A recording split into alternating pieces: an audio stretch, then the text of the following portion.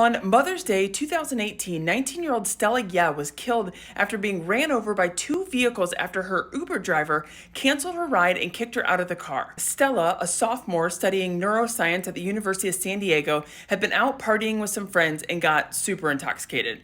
At 12:49, the group decides to get some fast food, but one of the friends calls Stella an Uber back to the dorm because she's in no shape to be at the restaurant.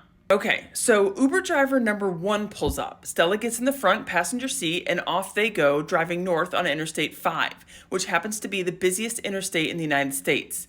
Stella, who remember is drunk, throws up in the car and, according to the driver, quote, forcefully vomited all over the dashboard and interior front windshield. At 12:55 a.m., the frustrated driver exits the interstate at Gilman Drive, cancels the ride, kicks Stella out of the car, and leaves. Stella uses her phone to call for a different Uber, and a few minutes later, Uber driver number two pulls up. He attempts to pick her up, but for whatever reason, Stella takes off running towards some bushes near the freeway off-ramp instead of getting into the car.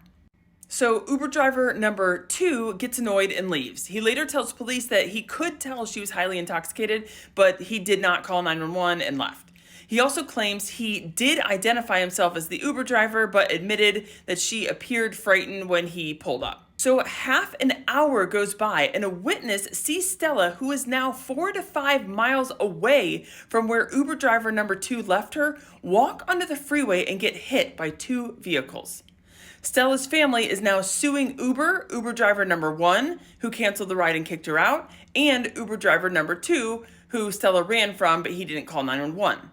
Stella's family says both drivers were obligated to call 911 and, per the law, drop her off in a safe environment. Uber tried having the lawsuit dropped, stating that the drivers are independent contractors, but a judge said he would allow the case to move forward.